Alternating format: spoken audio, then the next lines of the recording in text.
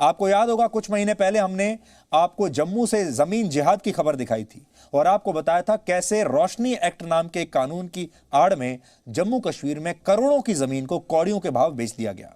यह ना सिर्फ अपने आप में जम्मू कश्मीर के इतिहास का बहुत बड़ा घोटाला था, बल्कि इसके जरिए जम्मू की बहुसंख्यक हिंदू आबादी को मुस्लिम आबादी से बदलने की कोशिश की जा रही थी, वहां की डेमोग्राफी बदलने की कोशिश हुई।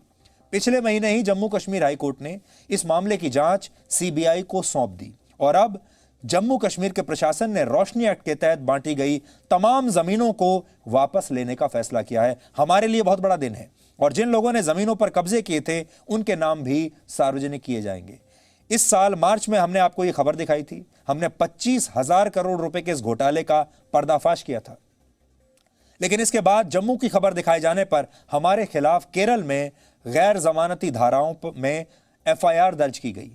तमाम जगहों पर हमारी शिकायत की गई कि हम समाज को बांट रहे हैं, हम नफरत फैला रहे हैं। तब हमने इस खबर पर क्या कहा था, इसकी एक छोटी सी झलक आज आपको देखनी चाहिए और आपको यह भी देखना चाहिए कि मीडिया की कितनी बड़ी जिम्मेदारी होती है, मीडिया को किन मुद्दों को उठाना चाहिए और जब हमने इस मुद्दे को उठाया तो उसका क्या असर हुआ वो भी आपको आज पता चलेगा। सरकारी जमीन पर मालिकाना हक देने वाले रोशनी एक्ट के तहत जम्मू में 25,000 लोग बसा दिए गए, जबकि कश्मीर में 5,000 लोग बसाए गए।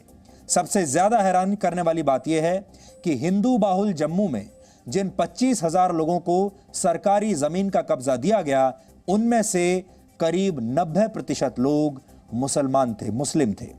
हम यहां पर किसी धर्म विशेष के खिलाफ नहीं हैं, बिल्कुल भी नहीं है, और हम भी उतने ही धर्मनिरपेक्ष हैं जितना यह देश धर्मनिरपेक्ष है, जितना आप सब धर्मनिरपेक्ष हैं। और धर्मनिरपेक्षता का मतलब यह है कि किसी खास धर्म को अहमियत ना देना, सबको बराबरी के दृष्टि से देखना। यहां हमारा मुद्दा यह है, हम ये नहीं कह रहे कि धर्म विशेष के लोगों को फायदा दिया गया, उससे भी बड़ा मुद्दा यह है कि हर धर्म को बराबरी का दर्जा नहीं दिया जा रहा। जमीन जिहाद पर हमने आपको जो खबर दिखाई थी वो जम्मू से दिखाई थी, लेकिन इस मामले पर एफआईआर दर्ज हुई केरल में। सोचिए कितना बड़ा विरोधाभास है। आपको भी खुद समझ में आ गया होगा कि खबर जम्मू से आई और एफआईआर केरल में हुई।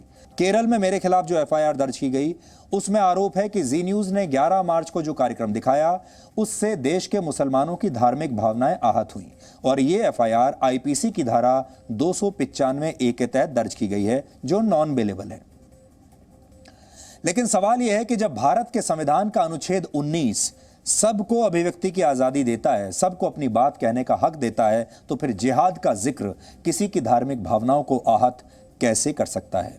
आईपीसी की इस धारा को उन पत्रकारों के खिलाफ नया राजनीतिक हथियार बनाया जा रहा है जो सच दिखाने की हिम्मत करते हैं। इस देश में ऐसे गिने चुने पत्रकार ही अब बचे हैं, लेकिन कई राज्यों की सरकारों को यह सच पसंद नहीं है। तो अब रोशनी एक्ट के तहत जितनी जमीन बांटी गई थी वो सब वापस ले ली जाएगी और आज ये जी न्यूज़ के लिए एक बहुत बड़ी सफलता है और हम ये मानते हैं कि हमने अपना कर्तव्य निभाया, हमने अपना फर्ज निभाया। और जो दूसरा गैंग है जिसे हम टुकड़े टुकड़े गैंग कहते हैं, जो हमेशा कहता है कि संविधान खतरे में है, उन्हें एक बहुत बड़ा झटका लगा। लेकिन आज आप सबसे हम ये अपील करना चाहते हैं कि 70 साल से जो व्यवस्था चल रही है उस व्यवस्था को अब हमें बदलना होगा और जो नफरत फैलाई जा रही थी उस नफरत को जो चैनल रिपोर्ट कर रहे हैं वो चैनल्स को अब लगातार परेशान किया जा रहा है और अब ये कहा जा रहा है पहले एफआईआर का डर, उसके बाद अदालतों का डर, अब गला काटने का डर और फिर ये डर कि विज्ञापन मिलने बंद हो जाएंगे, चैनल एक दिन बंद हो जाएगा। इसके बारे में आज आप सोचिएगा जरूर।